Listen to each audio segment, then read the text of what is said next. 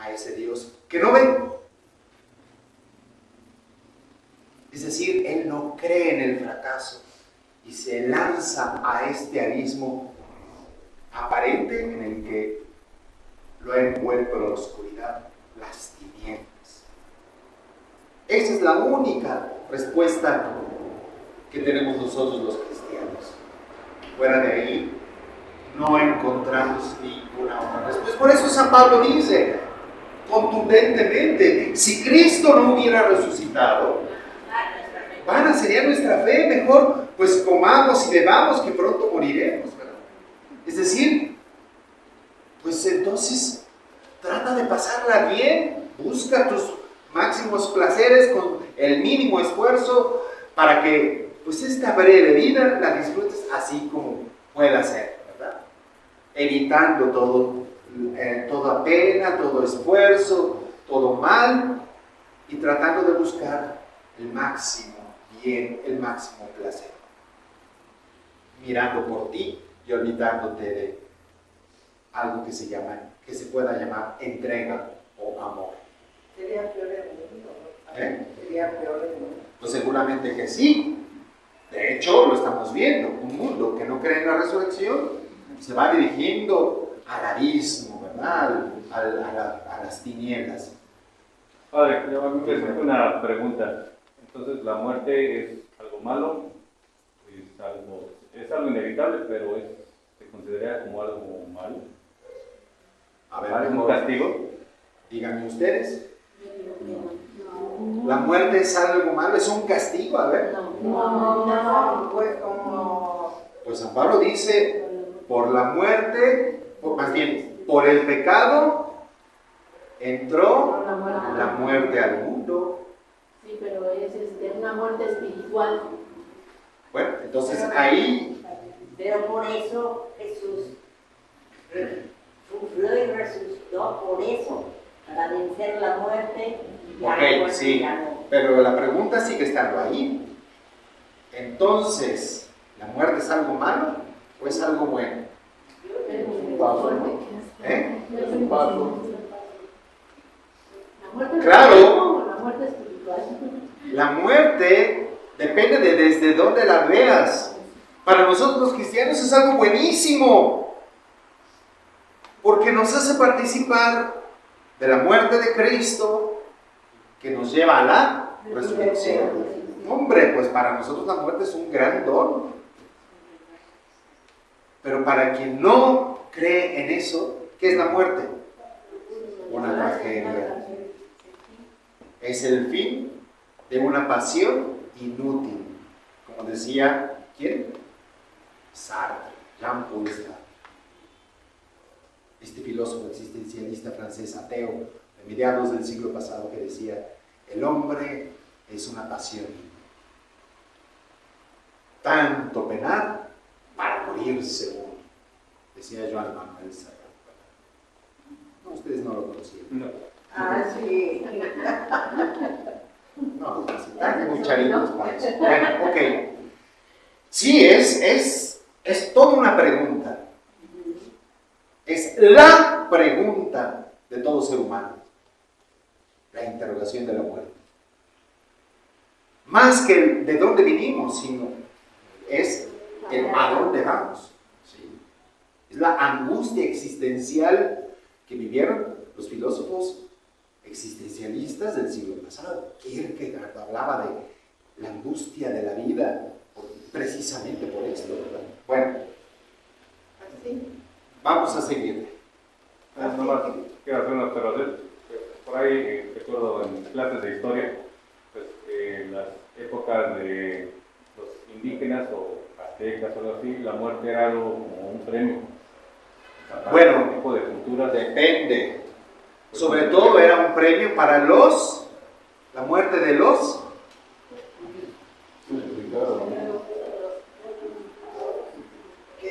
que sacrificar. Los guerreros. Esos eran los privilegiados en la muerte. Habían otros que no. Finalmente, sí, ellos tenían una visión muy estoica de la muerte, ¿verdad? La aceptaban como tal y recuerden que estaba esta idea del Mictlán, ¿verdad? El Valle de los Muertos, a donde iban todos, ¿verdad? Y bueno, ahí se podían imaginar que vivían como quisieran, ¿verdad? Pues, todo es imaginación, porque finalmente, pues ningún muerto ha regresado para contártelo, ¿verdad? Entonces, solo Jesús, pero ellos no conocían a Jesús, así es que, pues yo me puedo imaginar que el mundo de los muertos es así o es asado, ¿no? ¿Qué? Sí. Así Cristo crucificado es poder de Dios y sabiduría de Dios, porque la necesidad divina es divina es más sabia que la sabiduría de los hombres, y la debilidad divina más fuerte que la fuerza de los hombres. En la resurrección y en la exaltación de Cristo es donde el Padre desplegó el vigor de su fuerza y manifestando la soberana grandeza de su poder para con nosotros los creyentes. La soberana grandeza de su poder. Dios es todopoderoso, es de lo que estamos viendo, ¿verdad? Y aunque el mal es una pregunta terrible para Dios, el Padre lo que nos respondió para poder darnos un sentido al mal fue la resurrección. Hay otro tipo de preguntas, ¿verdad? Que más bien de tipo lógico, que algunos utilizan, ¿verdad? Para refutar la existencia de un ser todopoderoso. Dicen, a ver, Dios puede hacer algo muy grande que pese mucho, mucho. ¿Puede o no puede? Sí, claro que sí. ¿Puede hacer algo tan pesado que ni Él lo pueda mover? No, porque Entonces no puede. Entonces no es tan todopoderoso porque no puede hacer algo que no puede hacer. Él hace todo lo que puede y mueve lo que puede hacer. A ver, Rosy, otra vez la pregunta. Perdón. ¿Puede Dios hacer una piedra tan pesada que ni Él la pueda mover? Claro que sí la puede mover, Padre, porque Él la hizo y Él es el todopoderoso. La puede mover. Entonces no es tan pesada. Entonces no puede hacer una piedra tan pesada. ¿Me explico? ¿Ya entiendes lo que estoy diciendo? Hay una piedra que está muy pesada, pero no es lo suficientemente pesada como para que Él no la mueva. Le falta peso. Y Dios no puede hacer entonces esa piedra. Entonces, si captan, es como si yo les dijera, es un argumento lógico que tiene más bien que ver con lo semántico que con lo real. Es decir, a ver, si yo digo, todos los mexicanos son mentirosos, ¿ok? Imagínense que yo digo, o bueno, todos los curas son mentirosos. A ver, bueno, todos los que son Rubén son mentirosos. Díganme, ¿esa expresión es falsa o es verdadera? Falsa, porque no por uno van a pagar todos. Entonces quiere decir que yo estoy diciendo la verdad.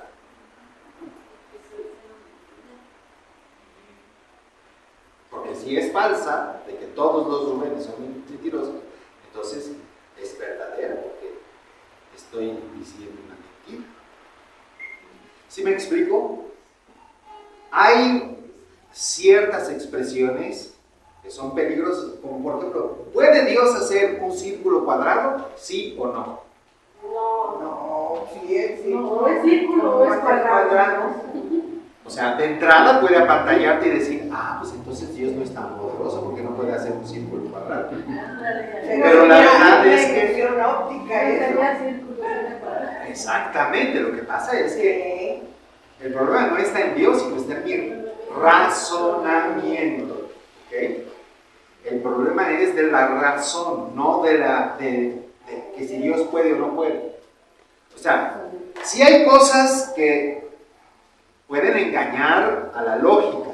¿Verdad? ¿Puede Dios hacer una piedra tan pesada que ni Él la pueda mover? ¿Sí o no? Pues es que ni sí ni no. Porque obviamente Dios no se dedica a hacer piedras pesadas. A ver si puedo o no puedo. En eso no consiste su poder. Bueno, pero eso, digamos que son cuestiones lógicas y un poco tramposas. Lo del mal sí es efectivamente un problema real. ¿Será que Dios no puede con el mal? ¿Por qué lo deja? Bueno, número 274. Alicia. Nada es, pues, más propio para afianzar nuestra fe y nuestra esperanza que la convicción profundamente arraigada en nuestras almas de que nada es imposible para Dios, porque todo lo que el credo propondrá luego a nuestra fe, las cosas más grandes, las más incomprensibles, así como las más elevadas, por encima de las leyes ordinarias de la naturaleza, en la medida en que nuestra razón tenga la idea de la omnipotencia divina, las admitirá fácilmente y sin vacilación alguna. Lo que dice aquí es, bueno, nuestra fe está fundada en este Dios Todopoderoso para quien nada es imposible. Para Dios, nada es imposible. Es lo que le dice, ¿quién a quién? Examen. ¿Quién le dijo eso a quién? Porque para Dios, nada hay imposible. A ver, chicos, chicas. Pasaje importantísimo. ¿Quién dijo eso? Kika, sácanos de la angustia. ¿Quién dijo eso? Dios mío, me voy a rasgar las vestiduras. ¿Quién le dijo a quién? Porque para Dios nada hay imposible. No, no lo dijo Jesús. ¿Lo dijo? Tampoco San Pablo. El arcángel Gabriel. Cuando Le dice ¿a quién? ¿Y en qué contexto? A ver, dale si de cómo va a ser eso de que ella queda embarazada. Y el ángel Gabriel le dice, nada es él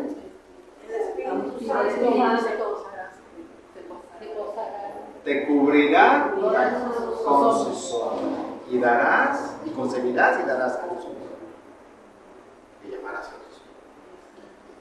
Porque para Dios nada hay imposible. ¿Okay? Chicos y chicas, hay que leer la Biblia y no para que se nos entre por un lado y se nos salga por el otro, Hay que leer la Biblia y tenerla bien guardada en el corazón, como lo hizo precisamente María. Bueno, y entonces lo que dice es, bueno, quizá la naturaleza y la razón nos planteen problemas difíciles de comprender, pero no por la fe.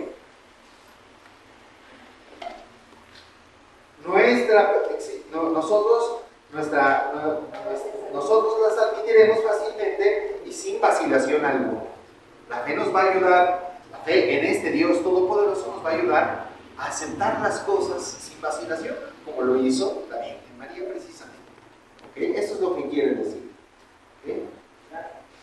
Bueno, vamos ahora a entrar en otro elemento totalmente distinto. Ya vimos que creemos en Dios, que es en un solo Dios, Padre Todopoderoso. Ahora vamos al otro elemento, que es creador del cielo y de la tierra. Uno de los temas más importantes en la fe cristiana. Vamos a ver. Número 279, Rafa. 279. Desde el principio Dios creó el cielo y la tierra. Con estas palabras solemnes comienza la Sagrada Escritura. Habría que memorizarla. Este primer versículo del Génesis, memorizarlo bien en tu corazón y en tu mente. En el principio creó Dios los cielos y la tierra. En el arjé, en el principio, en el fundamento, en el origen, hay una creación. Vamos a entrar un poquito, solamente tangencialmente, sobre qué es esto de la creación. Miren, en la gran mayoría de las demás religiones, al menos de las que casi todos conocemos, Dios no crea las cosas, sino las ordena. De la nada no aparece nada para las demás religiones. Casi todas las religiones lo que presuponen es la existencia de una materia amorfa, si ustedes quieran, sin vida, ni principio ni fin, pero había algo. Y Dios lo que hace es la ordena exactamente. Eso es lo que hacen prácticamente todas las religiones. Algunas ni siquiera se lo preguntan. Es solamente el judaísmo, el cristianismo y el islam, por supuesto, que tienen este elemento tan importante de la creación. Dios creador. De la nada aparece algo. Hasta recientemente los físicos, los astrofísicos, los físicos cuánticos, los físicos más teóricos, ¿verdad?, han planteado a partir de la teoría de la relatividad y las leyes de la cuántica, la física cuántica, esta idea del Big Bang, de una explosión originaria de algo terriblemente infinitesimal en donde estaba todo. No había nada y de repente esta explosión hace que se generen todas las cosas. Pero ¿de qué era ese puntito infinitesimal y pequeñísimo? Imposible de determinar.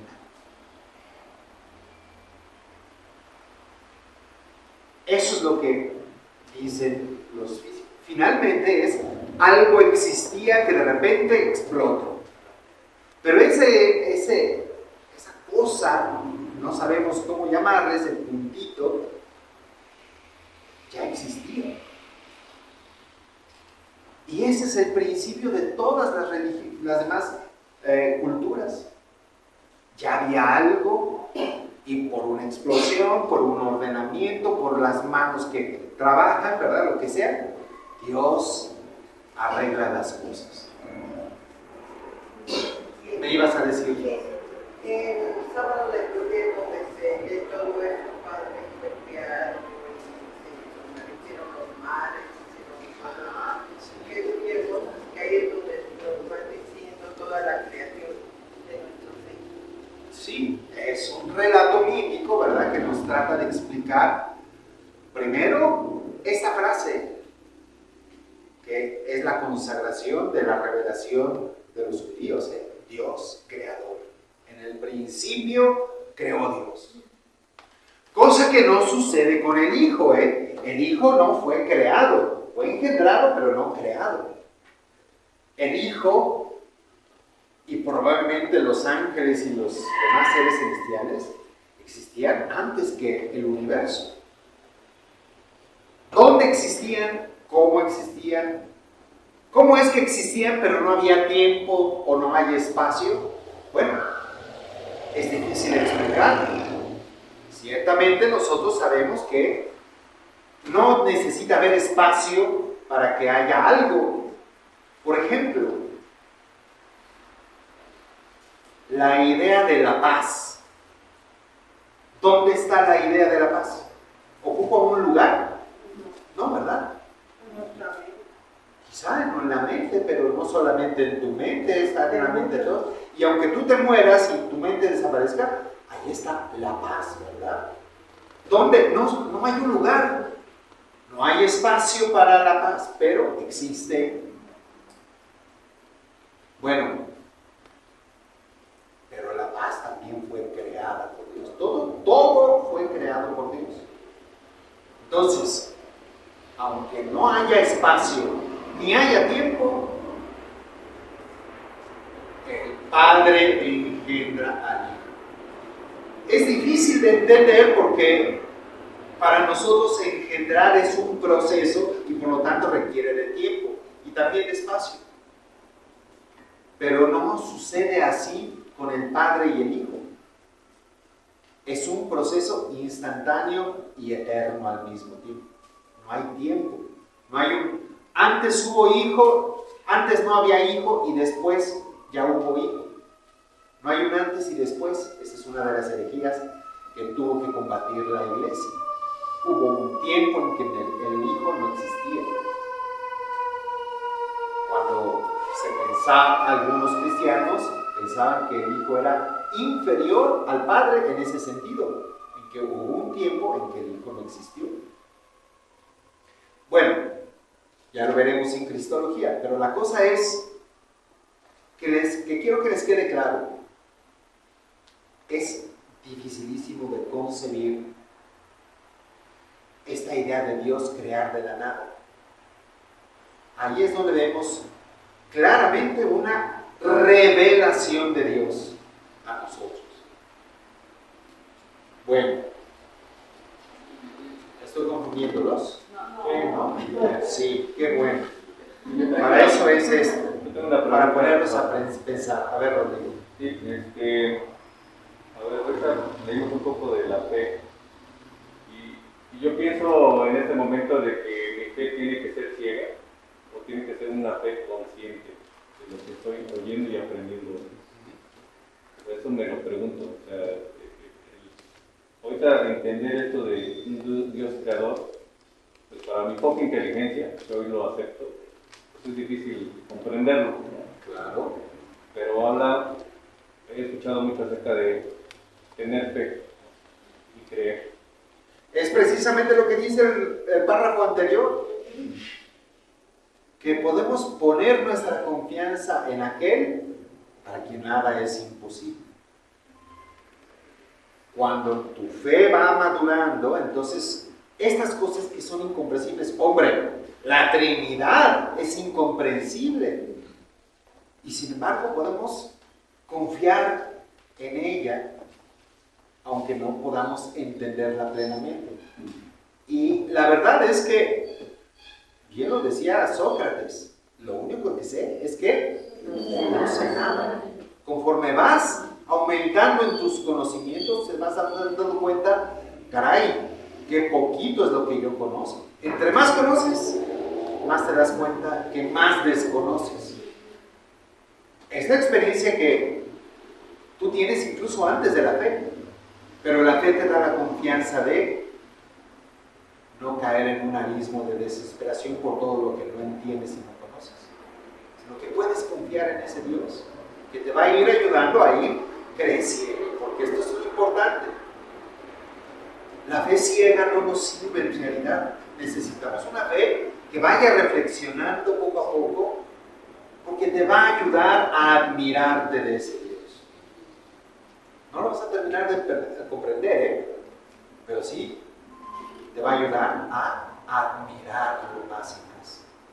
¿Ok? Ahí es tu choque, ¿no? De repente, por lo también que estaba mencionando en la página anterior, donde decía que la razón es un problema también, porque a veces, si lo razonamos mucho, queremos averiguar más, terminamos a veces como creyendo, y a veces es como lo que el hecho de tener una fe ciega, o sea, es como un choque ahí, ¿no? Yo por eso, yo tuve esa experiencia, ¿no? Cuando entré a la Facultad de Ciencias y de repente la matemática te va abriendo los caminos que tú dices, no, pues con la razón lo puedes todo, ¿verdad? Vas descubriendo cómo la matemática explica todas las cosas más, hasta que llega un momento en que te encuentras con el teorema de Gödel y te das cuenta que, no es cierto. Pero bueno, no me voy a meter en eso, sencillamente lo que les quiero decir es, llegó un punto en que me encontré con Pascal, Blaise Pascal.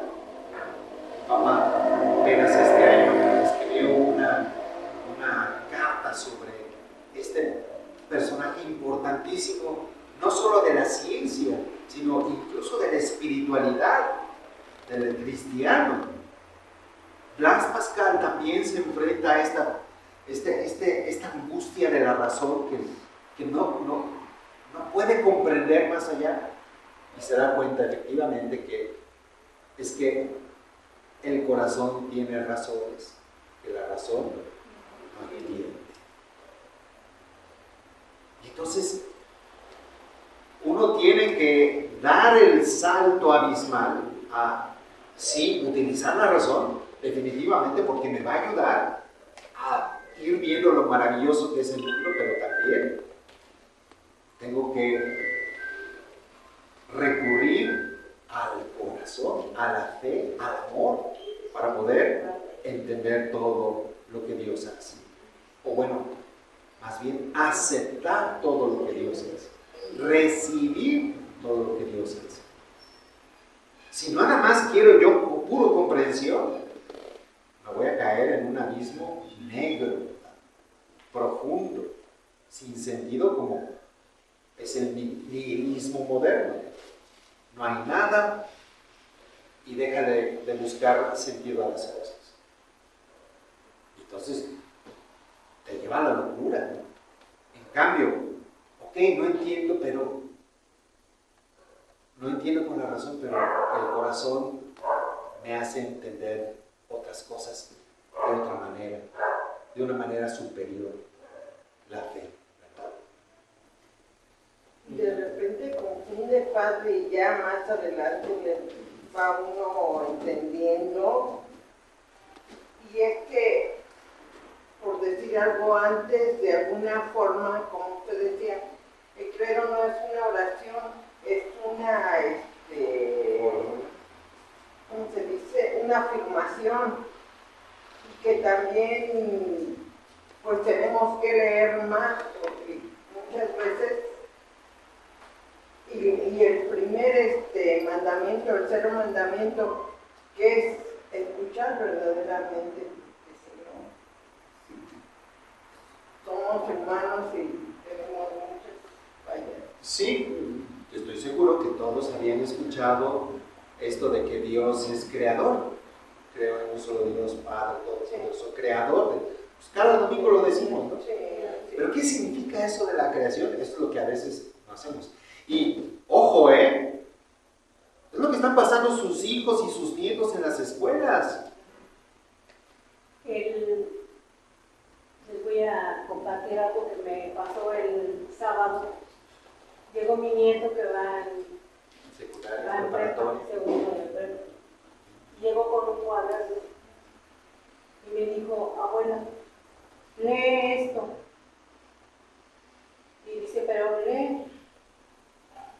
Quiero que lo leas delante de mí y me digas, me des una respuesta.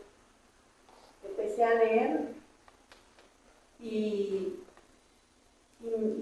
decía que Dios no existe, que dijo, yo sé que tú estás yendo a tomar clases de catequesis, que estás yendo a la iglesia, dame una respuesta, porque si Dios existiera no hubiera tantas muertes, tantas enfermedades, guerras, tanta maldad, niños abortados, niñas violadas, niños asesinados. ¿A poco eso es lo que Dios quiere para nosotros? Y me puso muchos pasajes bíblicos. Yo los vi, pero no los pude comprobar o verificar porque, les confieso, yo no tengo Biblia aún. Y entonces me escribió muchas cosas. Me faltan todavía como 7 páginas por leer. Le dije, mira hijo, al igual que tú, ignoro muchas cosas. Por eso estoy viendo, para saber más en lo que creo y en lo que tengo fe. Pero espérame, ¿cuánto tiempo no fue? Pero yo te voy a dar una respuesta. Pero quiero que creas que Dios sí existe. A lo mejor en ese momento no te lo puedo explicar, porque lo poco que yo he aprendido, yo estoy segura de que Dios existe, pero no te lo puedo transmitir, no te lo puedo explicar de qué forma y cómo, ¿no? Dije, voy a terminar de leerlo y darme un tiempo, no sé cuándo, pero yo creo que yo tendré la respuesta para todo lo que tú me estás escribiendo en estas hojas y tantas preguntas que me estás haciendo, pero más que preguntas, era como que está lleno de tristeza, de decepción. Y entonces, pues, cuando me estaba diciendo todo eso, me di cuenta de lo que me estaba leyendo. Estaba mi nieto que va en tercero de secundaria. Y pues yo me quedé así, viendo a los dos, pues no pude decirles nada más que decirles que tuvieran fe que Dios existe. Y que yo un día, no sé cuándo, yo les iba a dar la respuesta. Y pues sí me sentí muy mal, padre, porque en esta edad están como muy vulnerables, como que fácilmente los manipula la información buena, mala o equivocada. Están en un momento, en una edad vulnerable. Sí, es precisamente de lo que les estamos hablando, ¿verdad? De que, a ver, el problema del mal es un tache a Dios contundente, un problema que no tiene solución. Y vas a tener que decirle a tus hijos, a tus nietos, es que Dios no nos dio, yo no tengo respuesta de por qué, pero sí te puedo responder para qué Dios permite esto. Hay que ser humildes y decirle eso. No hay una respuesta de por qué Dios lo permite. Buscar en todos lados, no hay respuesta. La respuesta, lo único que sí nos responde Jesús es ¿para qué? ¿Para qué existe el mal? Para transformar. Y de hecho es lo que nos va a plantear de una manera un poco velada este primer versículo del Génesis. Este primer capítulo, estos dos primeros versículos del Génesis. Primero, el versículo 1, Dios en el principio, ¿qué dice? En el principio Dios creó el cielo y la tierra. En el principio creó Dios los cielos y la tierra. ¿Okay? Este es el primer versículo de la Biblia, el primer versículo del Génesis. Es una verdad que nosotros aceptamos como verdad de fe. No hay una explicación, simple y sencillamente lo creemos. No hay forma de darle una explicación lógica a eso. Es una verdad como el por qué el uno es distinto del cero. ¿Por qué pues es una verdad que se acepta en las matemáticas como tal. Punto. Si no lo aceptas, no puedes hacer matemáticas. Tienes que aceptar que el 1 es distinto del 0. Punto. Eso no lo dijo en la primera clase. Son lo que se conoce en matemáticas como axiomas o dogmas de fe. Así lo tienes que aceptar. Si no lo quieres aceptar, bueno, pues adelante. Haz tu esquema mental, ¿verdad? Así nosotros somos. Es un dogma de fe. ¿Cómo es que Dios lo hizo? Porque medio nos lo va a explicar los siguientes versículos. Bueno, seguimos entonces. Creo que interrumpí, ¿verdad? El símbolo de la fe le recoge confesando a Dios Padre Todopoderoso como el creador del cielo y de la tierra, de todo lo visible y lo invisible. Hablaremos pues primero del creador, luego de su creación, finalmente de la caída del pecado, de la que Jesucristo, el Hijo de Dios, vino a levantarnos. Ok. Son las tres cosas que vamos a ver. El Dios creador, la creación y el pecado, la caída. ¿Por qué aparece el pecado? Concepción, número 280. La creación es el fundamento de todos los designios salvíficos de Dios, el comienzo de la historia de la salvación, que culmina en Cristo. Inversamente, el misterio de Cristo es la luz decisiva sobre el misterio de la creación. Revela el fin en vista del cual, al principio, Dios creó el cielo y la tierra. Desde el principio, Dios veía la gloria de la nueva creación en Cristo. Oye, esto es muy denso. A ver, primero, dice, la creación es el fundamento de todos los designios de salvación de Dios. Claro, ¿por dónde empieza todo? Pues por la creación. Es decir, nuestra fe tiene como sustento la realidad, la creación. A diferencia de, por ejemplo, de Platón, para Platón, lo importante no es la creación, sino las ideas. No, para nosotros sí, es importantísimo. La creación tiene un valor totalmente positivo. Para el platonismo, la materia es mala porque encierra las ideas. Es decir, la idea de mesa está encerrada dentro de esta materia y tiene que liberarse de la materia hasta llegar a la perfección de la idea perfecta de mesa. Para nosotros no. La creación es algo bueno, no es algo de lo que te tengas que liberar. De hecho, San Pablo hace toda una apología de la creación cuando dice que luego todas las cosas serán redimidas en Cristo. Que la misma creación entera estará alabando a Cristo. La liturgia, por ejemplo, en la plegaria eucarística 4 dice que por nuestra voz toda la creación alaba a Dios y está llamada a esa perfección divina. En fin, ya lo veremos más adelante, pero es el fundamento de todo. Si negamos la creación, estamos negando todo. Bueno,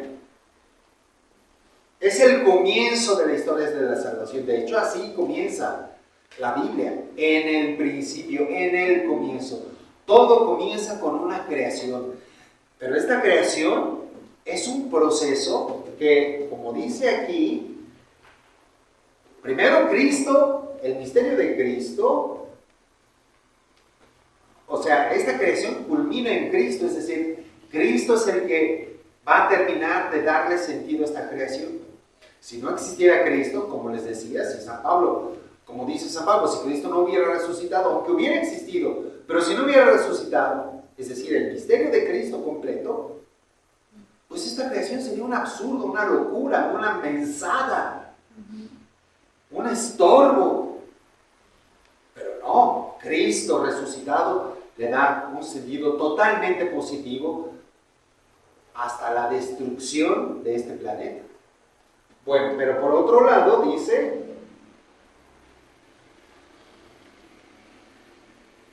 el misterio de Cristo revela el fin de la creación. No revela el origen, pero sí revela el fin de la creación. Por eso, Antonia te decía, es difícil que le des una respuesta del por qué, pero sí el para qué, el final, a dónde vamos, cuál es el sentido último de todas estas cosas. Puedes quedarte sin sentido y entonces vivir este nihilismo terrible, ¿verdad? Esta angustia de ¿para qué existimos? Pero Cristo le da un sentido totalmente positivo. Bueno, y por último, una nueva creación. Este es otro dato importante para nosotros los cristianos. Creemos firmemente en una nueva creación. Y lo decimos al final del credo, cuando lo decimos, creo en la resurrección de los muertos y la vida del mundo. Y en ese mundo, esta creación también está incluida. Dios transformará todo esto de tal manera y a tal grado que será cielos nuevos y tierra nueva, como dice el Apocalipsis. ¿Ok? Entonces, nuestro sentido sobre la creación no se hunde en un abismo de miseria y de dolor y de sinsentido, sino que alcanza un sentido grandioso en la resurrección de Cristo. Vemos el último número ya para terminar esta sección, este párrafo. Olivia, por favor. 281. Sí, 281.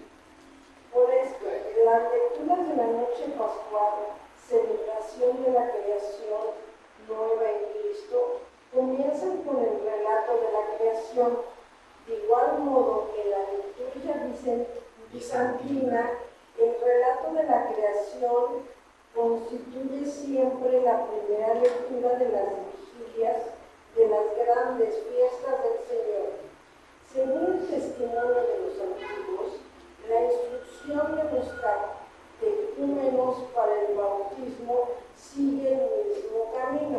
Y de hecho, efectivamente, como ya lo decía Rosy, en la liturgia, la madre de todas las liturgias, la vigilia pascual, comienza con la lectura del Génesis. En los ritos bizantinos también. Y en las catequesis bautismales también siempre se empieza por Dios creador. No me dejarán mentir las catequistas, ¿verdad? Y uno de los primeros temas que se les da a los niños es Dios es creador. Dios creó todas las cosas. No explican los detalles, ¿verdad? Pero Dios creó todas las cosas. ¿Cómo lo hizo? ¿Quién sabe? Pero lo hizo. ¿Okay? Bueno,